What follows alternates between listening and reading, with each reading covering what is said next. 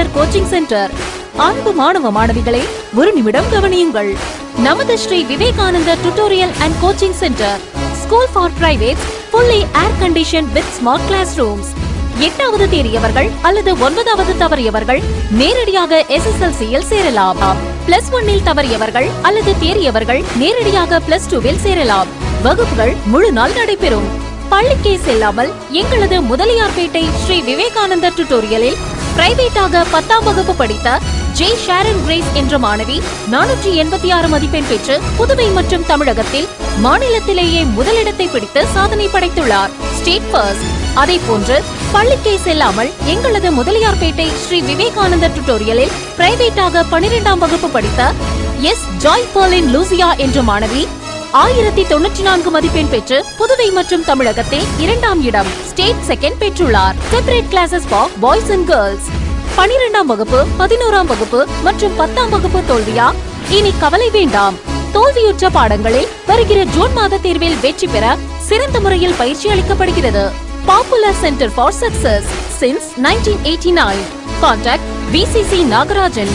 Vivekanandar coaching centre and tutorial, Vellalar street, Mudaliarpet, Pondicherry 4. வணக்கம். இன்றைய முக்கிய செய்திகள். உச்ச நீதிமன்ற உத்தரவின்படி 2026 திடக்கழிவு மேலாண்மை விதியின் கீழ் 4 பிரிவுகளாக குப்பை கழிவுகளை தரம் பிரித்து வழங்க வேண்டுமென உத்தரவு பிறப்பித்துள்ளது. அதனைத் தொடர்ந்து புதுச்சேரி உள்ளாட்சித்துறை இயக்குநர் ஆதர்ஷ் அவர்கள் அனைத்து நகராட்சி மற்றும் கொம்யூன் பஞ்சாயத்துகளில் உள்ள கிராமங்களில் பொதுமக்கள் குப்பைகளை மக்கும் குப்பை, மக்காத குப்பை, சுகாதார கழிவுகள், சிறப்பு கழிவுகள் என 4 வகைகளாக தரம் பிரித்து வழங்க வேண்டுமென அனைத்து கொம்யூன் பஞ்சாயத்து அதிகாரிகளுக்கு உத்தரவு பிறப்பித்துள்ளார். அதன் ஒரு பகுதியாக மண்ணாடிப்பட்டு கொம்யூன் பஞ்சாயத்துக்குட்பட்ட திருபுவனை அரசு உயர்நிலைப் பள்ளியில் பொதுமக்கள் குப்பைகளை 4 பிரிவுகளாக தரம் பிரித்து வழங்க வலியுறுத்தி விழிப்புணர்வு பேரணி நடைபெற்றது. இதில் ஆணையர் எழில்ராஜன் கலந்து கொண்டு பேரணி கொடியசைத்து துவக்கி வைத்தார். இந்த விழிப்புணர்வு பேரணி திருபுவனை கிராமங்களில் உள்ள முக்கிய வீதிகளின் வழியாக பொதுமக்களுக்கு மாணவ மாணவிகள் பதாகைகளுடன் மக்கும் குப்பை, மக்காத குப்பை, சுகாதார கழிவுகள், சிறப்பு கழிவுகள் என 4 வகைகளாக தரம் பிரித்து துப்புரவு பணியாளர்களிடம் வழங்கும்படி வலியுறுத்தி விழிப்புணர்வு ஏற்படுத்தினர். நிறைவாக அனைவரும் திடக்கழிவு மேலாண்மை குறித்தும் தூய்மை பணி குறித்தும் உறுதிமொழி எடுத்துக் கொண்டனர். நிகழ்ச்சியில் உதவி பொறியாளர் மல்லிகார்ஜுனன், ஓவசர் சச்சிதானந்தம் மற்றும் பள்ளி ஆசிரியர்கள், கொம்யூன் ஊழியர்கள் கலந்து கொண்டு விழிப்புணர்வு ஏற்படுத்தினர்.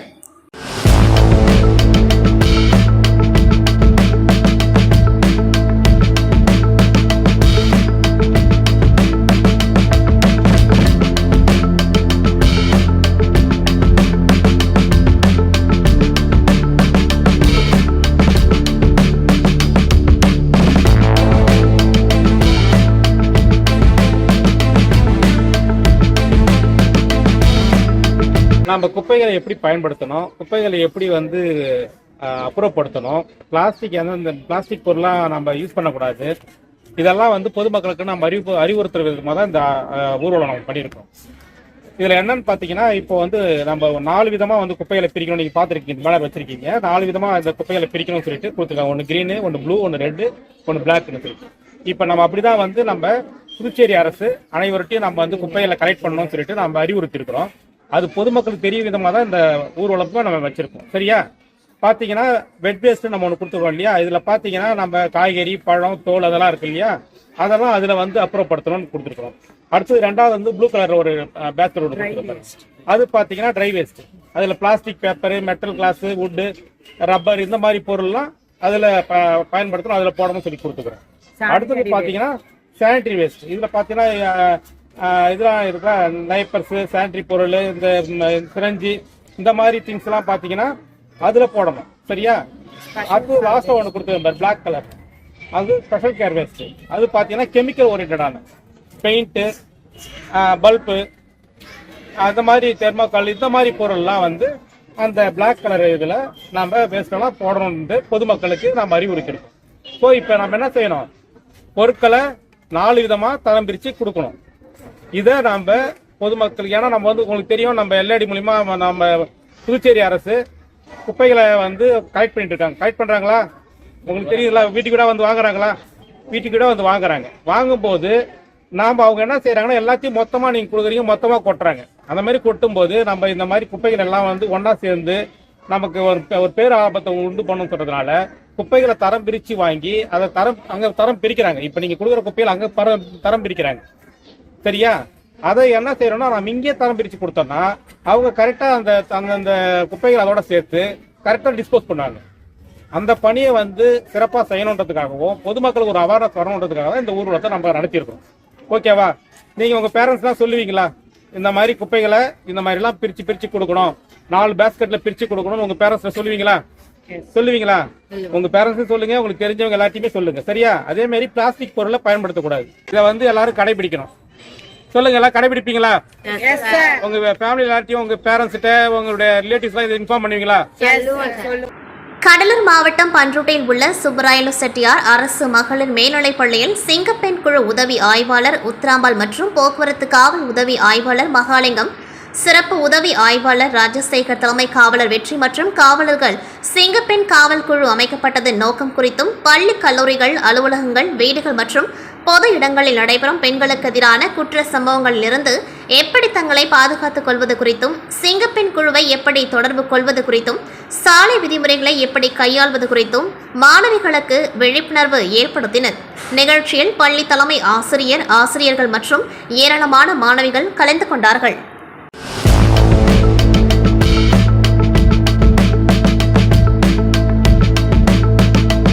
பாகூர் பாரதி அரசு மேல்நிலைப் பள்ளியில் புகையிலை ஒழிப்பு தினத்தை முன்னிட்டு போதையில்லா புதுச்சேரி, புகையிலை இல்லா புதுச்சேரி என்ற நோக்கத்தை முன்னிட்டு காலை 11 மணிக்கு பள்ளி வளாகத்தில் இருந்து புகையிலை ஒழிப்பு விழிப்புணர்வு பேரணி நடைபெற்றது. இந்த பேரணியை பள்ளியின் துணை முதல்வர் சுதா அவர்கள் தலைமை தாங்கி கொடியசைத்து துவக்கி வைத்தார். பேரணியின் நோக்கத்தினை பள்ளி தலைமை ஆசிரியர் அமளி மற்றும் கணக்கு பதவியியல் விரிவுரையாளர் தனுஷ் மாணவர்களுக்கு விளக்கி கூறினார். பேரணியை ஒருங்கிணைப்பாளர் கிருஷ்ணசாமி முன்னிலை வகிக்க ஆங்கில விரிவுரையாளர் சிவசுப்பிரமணியம், பொருளாதார விரிவுரையாளர் யோகேஸ்வரி, வேதியியல் விரிவுரையாளர் ரேவதி, கணித விரிவுரையாளர் அகிலா, சமூக அறிவியல் பட்டதாரி ஆசிரியை சுதா, தமிழ் பட்டதாரி ஆசிரியர் ராஜலட்சுமி, உடற்பயிற்சி ஆசிரியை சந்தியா, ஆங்கில ஆசிரியை சாந்தி பேரணியை வழிநடத்தி பெரியார் நகர், குருவினத்தம் மெயின் ரோடு சென்று மீண்டும் பள்ளியை வந்தடைந்தனர்.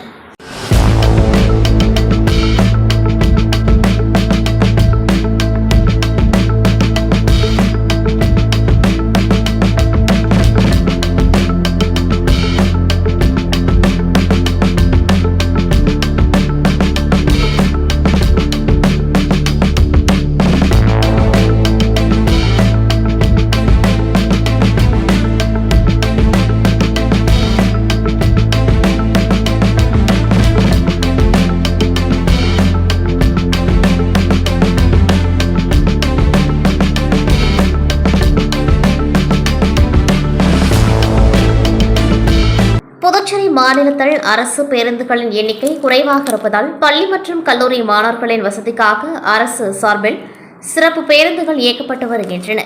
இந்த பேருந்துகள் தனியார் நிறுவனங்கள் மூலம் ஒப்பந்த அடிப்படையில் இயக்கப்படுகின்றன.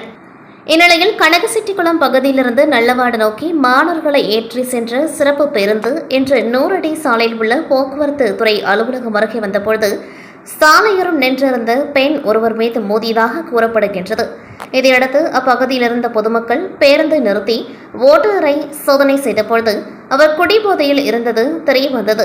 மேலும் அவரால் நிற்கக்கூட முடியாமல் உச்சக்கட்ட போதையில் தள்ளாடி கொண்டிருந்தார்.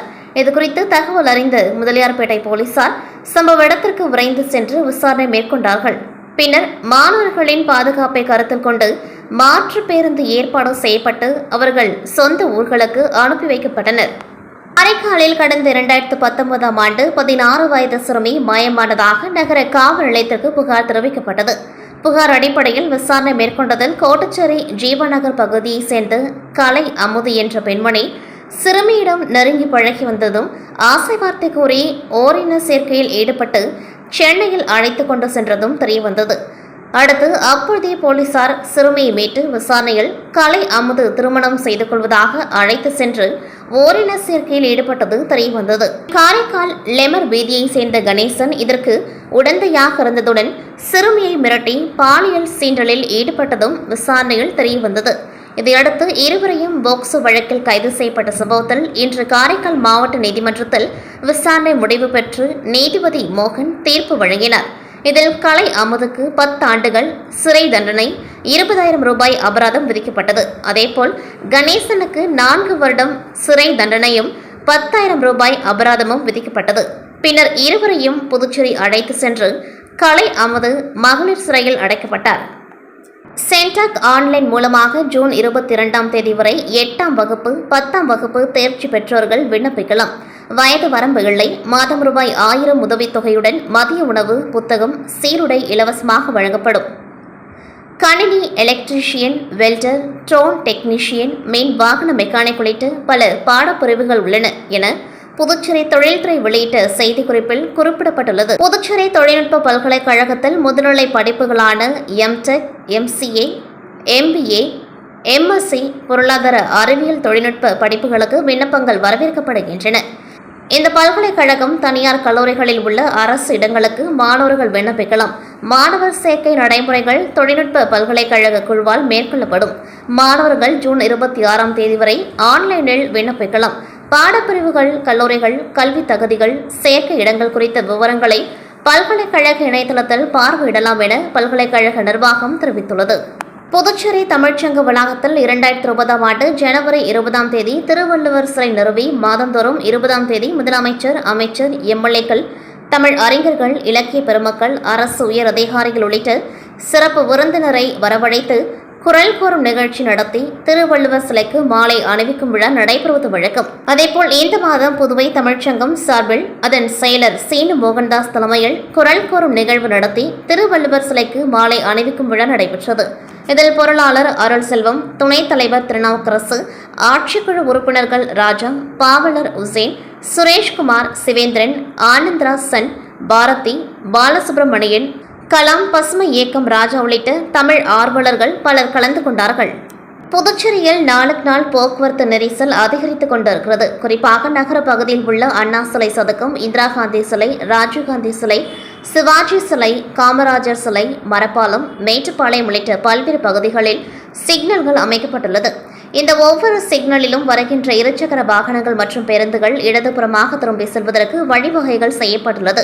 ஆனால் சில நேரங்களில் இடதுபுறம் திரும்பி செல்லும் வாகனங்களுக்கு வழிவிடாமல் சிக்னலில் நிற்கும் வாகன ஓட்டிகள் சாலையை அடைத்துக் கொண்டு நிற்பதால் கடுமையான போக்குவரத்து நெரிசல் மற்றும் வாகன ஓட்டிகளுக்குள் வாக்குவாதம் ஏற்பட்டு வந்தது. மேலும் போக்குவரத்து நெரிசலை சரி செய்ய போலீசார் உரிய நடவடிக்கை எடுக்க வேண்டும் என்று பொதுமக்கள் கோரிக்கை விடுத்து வந்தனர்.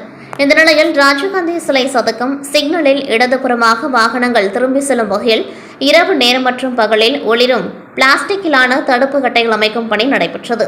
போக்குவரத்து ஆய்வாளர் வேலையின் தலைமையில் நடைபெற்ற பணியில் போக்குவரத்து போலீசார் மற்றும் ஊழியர்கள் 50க்கும் மேற்பட்டோர் கலந்து கொண்டு பொதுமக்கள் நலன் கருதி ஒளிரும் தடுப்பு கட்டைகளை அமைத்தனர். போலீசாரின் இந்த செயல் பொதுமக்கள் மத்தியில் பெரும் வரவேற்பை பெற்றுள்ளது.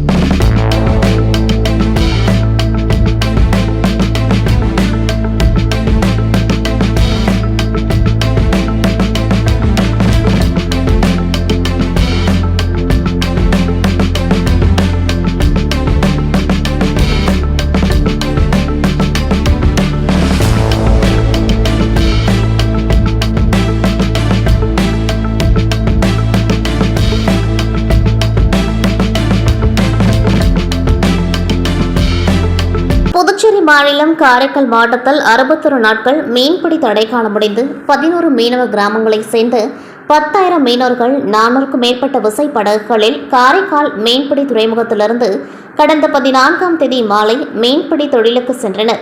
இவர்களில் 200க்கும் மேற்பட்ட விசைப்படகுகள் ஆழ்கடலில் தங்கியிருந்து மீன்பிடித்துக் கொண்டு இன்று அதிகாலை காரைக்கால் மீன்பிடி துறைமுகத்திற்கு கரை திரும்பினார்கள். இதில் 61 நாட்கள் மீன்பிடி தடைக்காலம் முடிந்து கடலுக்கு மீன்பிடிக்க சென்று இன்று கரை திரும்பிய மீனவர்கள் தங்களது மீன்களை விற்பனைக்கு வைத்தனர். இதனை பல்வேறு மாவட்டங்களில் இருந்து ஏராளமான வியாபாரிகள் வாங்கி சென்றனர். இந்த நிலையில் டீசல் விலை உயர்வால் மீன் விற்பனையில் போதிய லாபம் கிடைக்கவில்லை என்றும் அதிக அளவு நஷ்டம் ஏற்பட்டுள்ளதால் மத்திய மற்றும் மாநில அரசுகள் உடனடியாக தங்களுக்கு வழங்கும் டீசல் மானியத்தை உயர்த்தி வழங்க வேண்டும் என்று காரைக்கால் மாவட்ட மீனவர்கள் அரசுக்கு கோரிக்கை வைத்துள்ளனர். மேலும் காரைக்கால் மீன்பிடி துறைமுகம் விரிவாக்கும் பணியை உடனடியாக தொடங்க வேண்டும் என்று கோரிக்கை வைத்துள்ளனர்.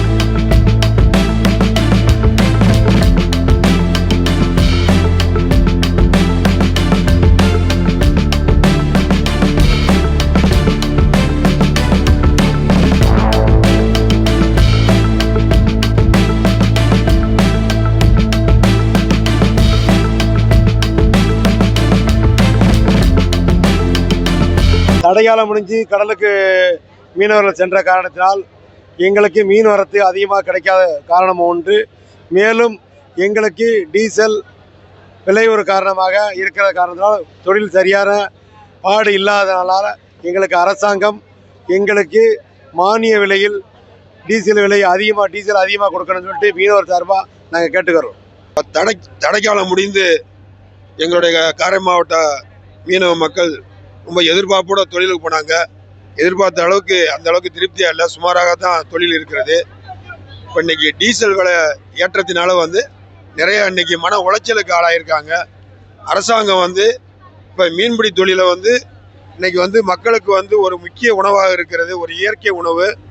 அதனால் இந்த டீசலுக்கு மானியத்தை இன்னும் கூடுதலாக அரசாங்கம் பரிசீலனை பண்ணி டீசல் மானியத்துக்கு கொஞ்சம் எங்களுக்கு கூடுதலாக கொடுக்கணும். அப்போ தான் இந்த தொழிலை இன்னைக்கு செய்ய முடியும். இன்னைக்கு உள்ள நிலைமைக்கு டீசல் விலை ஏற ஏற தொழில் ரொம்ப பாதிக்கப்படுது. மீனவர்கள் ரொம்ப சங்கடத்துக்கு உள்ளாளாகிறாங்க. அரசு இதை பரிசீலனை பண்ணி செய்யணும். மேலும் எங்களோட மீன்பிடி துறைமுகம் பிரதமர் அடிக்கல் நாட்டு விழா காணொலி மூலியமாக செஞ்சாங்க. மாண்புமிகு கவர்னரும் முதல்வரெல்லாம் அடிக்கல் நாட்டு விழா செஞ்சாங்க. அது துவக்க விழா நடந்து வேலைகள் ஆரம்பித்து போகும்போதே பசுமை தீர்ப்பாணையம் வழியாக சிலர் அது வேண்டாத விதமாக இன்னைக்கு ஸ்டே வாங்கியிருக்காங்க. அது அரசு தலையிட்டு அந்த தீர்ப்பை நல்லதமாக செய்து மீன்பிடி துறைமுகத்தை விரைவிலே விரிவாக்கம் பண்ணி மீனவர்களுக்கு ஒரு சுகாதாரமான மீன்பிடி துறைமுகத்தை கொண்டு வரதுக்கு மத்திய அரசு ஆசைப்பட்டது. அது இன்னைக்கு தடையாக இருக்கிறது. அந்த தடையை உடைத்து விரைவிலே மீன்பிடி துறைமுகத்தை செய்து ஒரு நீட்டாக நல்ல ஒரு சுகாதாரமான துறைமுகத்தை எங்களுக்கு வழங்கும்படி உங்களை அன்போடு கேட்டுக்கொள்கிறேன். நன்றி, வணக்கம். மக்கள் நலத்திட்ட பிரச்சாரத்தின் ஒரு பகுதியாக புதுச்சேரி பொதுப்பணித்துறை சார்பில் தொய்மாஸ் வீதியில் உள்ள பாசியோனா பிரெஞ்சு மகளிர் உயர்நிலைப் பள்ளியில் பிரகதி யாத்திரையை கவர்னர் கைலாஸ்நாதன் துவக்கி வைத்தார். இந்த நிகழ்ச்சியில் தற்காலிக சட்டப்பேரவைத் தலைவர் அன்பழகன், அமைச்சர்கள் நமச்சிவாயம், ராஜவேலு, சட்டமன்ற உறுப்பினர் விக்னேஷ் கண்ணன், தலைமை செயலர் சரத் சௌஹான், அரசு துறை செயலர்கள் முத்தம்மா, முகமது யாசின் சௌத்ரி, பொதுப்பணித்துறை தலைமை பொறியாளர் வீரசெல்வம் உள்ளிட்டோர் கலந்து கொண்டார்கள். தொடர்ந்து ஆளுநர் கைலாஸ்நாதன் புதுவையில் நிறைவேற்றப்பட்டுள்ள திட்டங்கள் எலக்ட்ரிக்கல் பஸ்ஸில் சென்று பார்வையிட்டார். அவருடன் அமைச்சர்கள், அதிகாரிகள் சென்றனர்.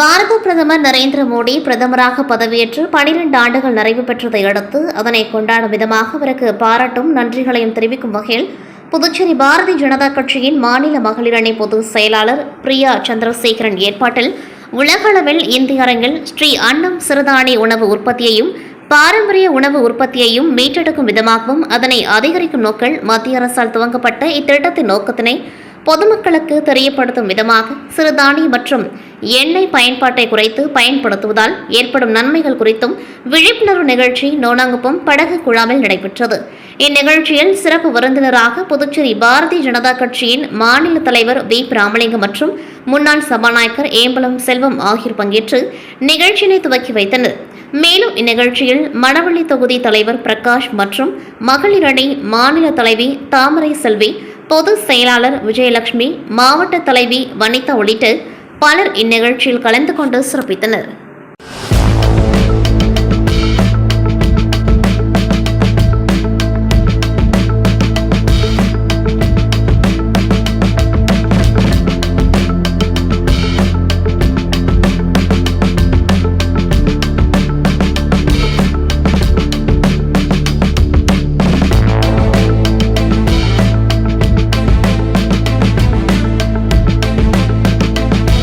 உலக சுற்றுச்சூழல் தினத்தை முன்னிட்டு கந்தன் பகுதியில் உள்ள Anchor Flex Packs India Private Limited தொழிற்சாலை சார்பாக புதுக்குப்பம் கடற்கரை சாலை ஓரத்தில் மரக்கன்று நடும் விழா நடைபெற்றது. இவ்விழாவிற்கு சிறப்பு விருந்தினராக பாகர் கொம்யூன் பஞ்சாயத்து ஆணையர் சதாசிவம் கலந்து கொண்டு மரக்கன்று நடும் விழாவை துவக்கி வைத்தார்.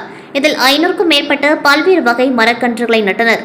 மேலும் இந்நிகழ்ச்சியில் தொழிற்சாலையின் பொது மேலாளர் கிரிஷ், மனிதவளத்துறை பொது மேலாளர் ரகுபதி, உற்பத்தி இயக்க தலைவர் சங்கர் கணேஷ், பாதுகாப்புத்துறை தலைவர் திறன் மற்றும் தொழிலாளர் பலர் கலந்து கொண்டு இப்பகுதி முழுவதும் மரக்கன்றுகளை நட்டு பாதுகாப்பு ஏற்பாடுகளை செய்திருந்தனர்.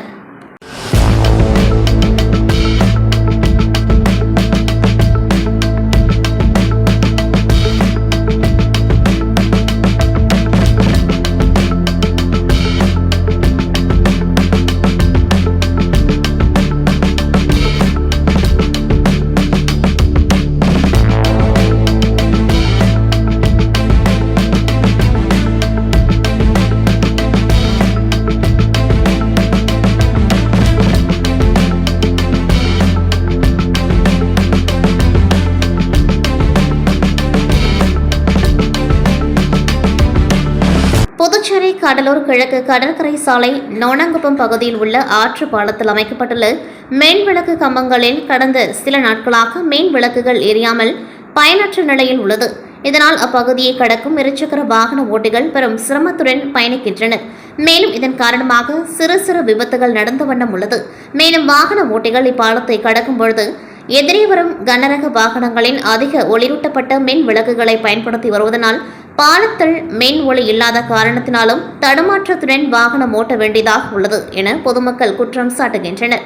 மேலும் இப்பகுதியில் பழைய பாலத்தில் மின் விளக்குகள் பொருத்தப்பட்டு பொதுமக்கள் பயன்படுத்தும் வகையில் முதியவர்கள், பெண்கள் பலர் நடைபயிற்சி மேற்கொண்டு வந்தனர்.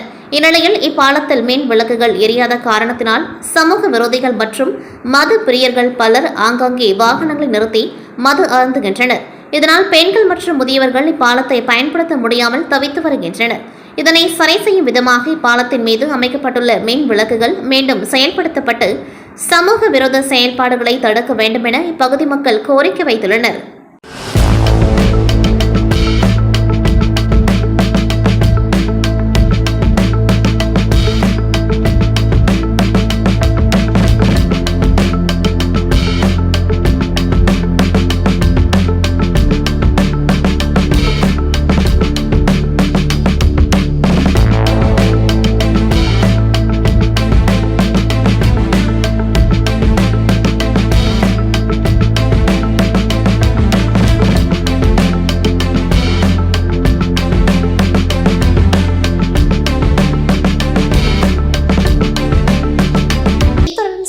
நிறைவடைகின்றது. நன்றி, வணக்கம். Anandar coaching centre. அன்பு மாணவ மாணவிகளை ஒரு நிமிடம் கவனியுங்கள். நமது Shri Vivekanandar tutorial and coaching centre, school for privates, fully air conditioned with smart classrooms. 8வது தேறியவர்கள் அல்லது 9வது தவறியவர்கள் நேரடியாக SSLC-யில் சேரலாம். +1 தவறியவர்கள் அல்லது தேறியவர்கள் நேரடியாக +2 சேரலாம். வகுப்புகள் முழு நாள் நடைபெறும். பள்ளிக்கே செல்லாமல் எங்களது முதலியார்பேட்டை ஸ்ரீ விவேகானந்தர் டியூட்டோரியலில் பிரைவேட்டாக 10ஆம் வகுப்பு படித்த ஜே ஷாரன் கிரேஸ் என்ற மாணவி 486 மதிப்பெண் பெற்று புதுவை மற்றும் தமிழகத்தில் மாநிலத்திலேயே முதலிடத்தை பிடித்து சாதனை படைத்துள்ளார். State first. அதே போன்று பள்ளிக்கே செல்லாமல் எங்களது முதலியார்பேட்டை ஸ்ரீ விவேகானந்தர் டுட்டோரியலில் பிரைவேட்டாக 12ஆம் வகுப்பு படித்த எஸ் ஜாய் பர்லின் லூசியா என்ற மாணவி 1094 மதிப்பெண் பெற்று புதுவை மற்றும் தமிழகத்தில் 2ஆம் இடம் ஸ்டேட் செகண்ட் பெற்றுள்ளார். Separate classes for boys and girls. 12ஆம் வகுப்பு 11ஆம் வகுப்பு மற்றும் 10ஆம் வகுப்பு தோல்வியா? இனி கவலை வேண்டாம். தோல்வியுற்ற பாடங்களில் வருகிற ஜூன் மாத தேர்வில் வெற்றி பெற சிறந்த முறையில் பயிற்சி அளிக்கப்படுகிறது. Popular centre for success since 1989. Contact VCC Nagarajan. Vivekanandar coaching centre and tutorial, Vellalar street, Mudaliarpet, Pondicherry 4.